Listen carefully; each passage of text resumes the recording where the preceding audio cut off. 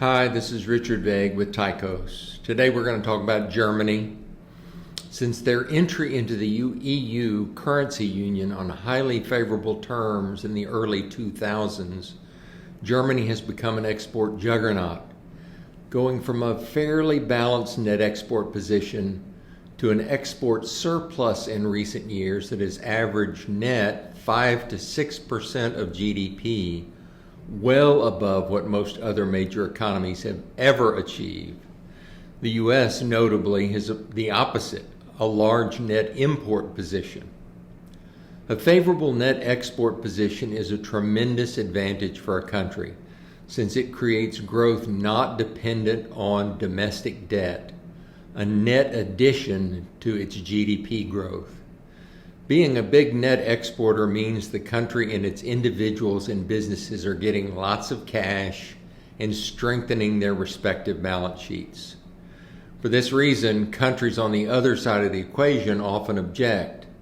As net importers, as they buy foreign goods, their private sector debts grow without a corresponding GDP benefit, not to mention job loss, and can lead to political discontent and trade disputes.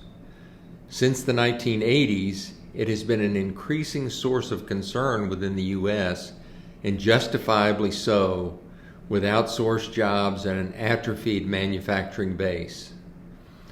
Recently, however, Germany's perennial surplus has been squeezed by such factors as the high prices of the energy it imports, which is a large and persistent vulnerability.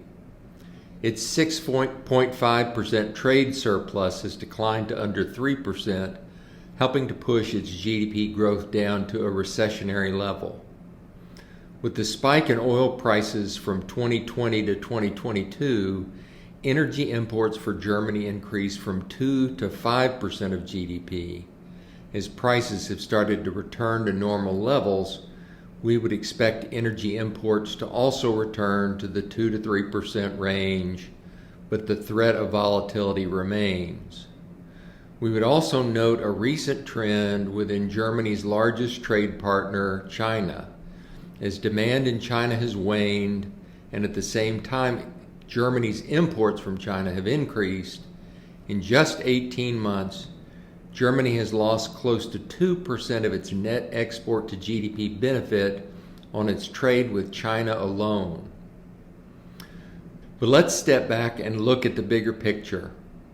With all the benefits of its trade surplus, Germany's exports and imports are both near 50% of GDP, an extraordinarily high number, implying very high exposure to political risk associated with trade. It is not just that Germany's net exports are higher than the other countries, but both its gross exports and imports are far higher too.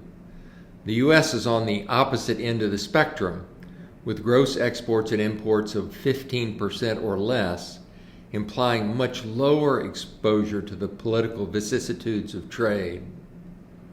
First, let's look at gross imports to GDP of the Big Seven. And here we see that Germany is much more reliant on imports than any of its large peers. It's an astonishing trend. In 2000, German imports were 27% of GDP, and by June of 2023, it had almost doubled all the way to 47% of GDP. Now, some of that relates to components of items manufactured elsewhere and then assembled in Germany, along with raw materials imported for manufacturing and then export, but it nevertheless represents a very high level of dependency on others. And geopolitically, that means a very high level of vulnerability to the political risk of decoupling and trade disputes. Contrast that to the U.S., which at a much lower 15% is at the bottom of the peer group, thus showing the least dependency on trade and vulnerability to trade disruption. France and the UK are in the mid-30s. We might call this self-sufficiency risk, and in the relative geopolitical placidness of the last few decades, it's the kind of risk that almost no one has given any thought to. Germany has enjoyed the benefit of its membership in the EU, but we all know that political structures such as these are far from permanent. Now let's look at the gross exports to GDP of the Big Seven, and again we see that Germany is much more reliant on exports than any of its large peers. In this case, exports have grown from 28% of GDP in 2000 to 50% in 2023. The US is at the bottom of the scale at only 11%. Again, for Germany, this implies both geopolitical and economic risk. The economic risk is simply a decrease in demand from other countries.